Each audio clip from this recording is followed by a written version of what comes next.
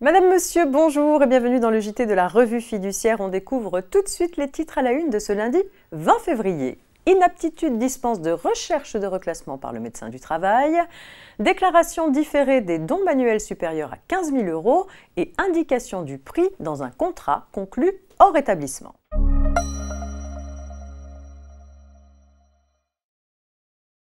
Lorsqu'un salarié est déclaré inapte par le médecin du travail, que cette inaptitude soit d'origine professionnelle ou non, l'employeur doit en principe procéder à une recherche de reclassement avant tout licenciement. Il est néanmoins dispensé de cette obligation si le médecin du travail a expressément mentionné dans l'avis d'inaptitude que tout maintien du salarié dans l'emploi serait gravement préjudiciable à sa santé ou que l'état de santé du salarié fait obstacle à tout reclassement dans l'emploi.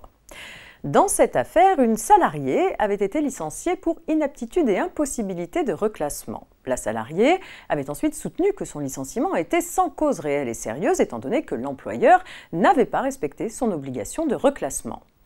Cette salariée n'a pas obtenu gain de cause. Les juges ont en effet constaté une mention expresse dans l'avis d'inaptitude relevant que l'état de santé de la salariée faisait obstacle à tout reclassement dans l'emploi. L'employeur était donc légitimement dispensé de rechercher et de proposer à la salariée des postes de reclassement avant de la licencier.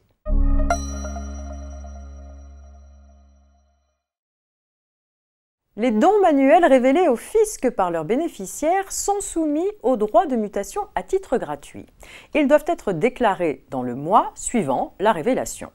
Pour les dons manuels d'un montant supérieur à 15 000 €, la loi permet aux bénéficiaires d'opter pour la déclaration et le paiement des droits dans le mois qui suit la date du décès du donateur. Pour bénéficier de cette option, la révélation doit être spontanée et non la conséquence d'une réponse du bénéficiaire à une demande de l'administration ou d'une procédure de contrôle fiscal. Dans une affaire jugée récemment, un contribuable avait reçu un avis d'examen de sa situation fiscale personnelle le 9 septembre 2014. Lors d'un premier entretien avec le vérificateur le 13 novembre 2014, il avait remis les relevés de compte bancaires qui lui étaient demandés et avait indiqué avoir reçu sur l'un de ses comptes d'importantes sommes d'argent de son père à titre de donation. En décembre 2014, le contribuable avait déposé 2 formulaires de révélation de dons et avait demandé à bénéficier de l'option prévue par la loi. Mais cela lui avait été refusé par l'administration. Cette décision a été validée par les juges car la révélation n'était pas spontanée, mais la conséquence d'une procédure de contrôle fiscal.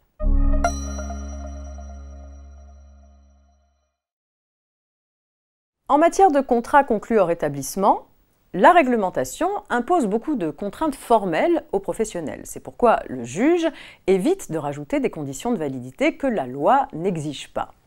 Dans une affaire récente, c'est à la suite d'un démarchage à domicile qu'un couple passe commande pour la fourniture et l'installation de panneaux photovoltaïques. Le couple finance l'opération grâce à des crédits bancaires souscrits en même temps.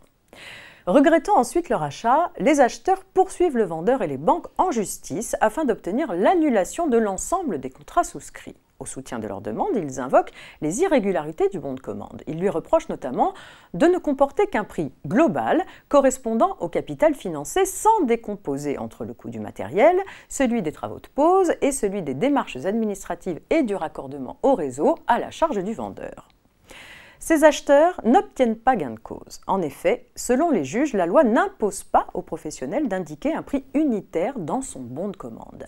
Ainsi, il est tout à fait autorisé pour le vendeur de mentionner un prix global sans en détailler les différentes composantes.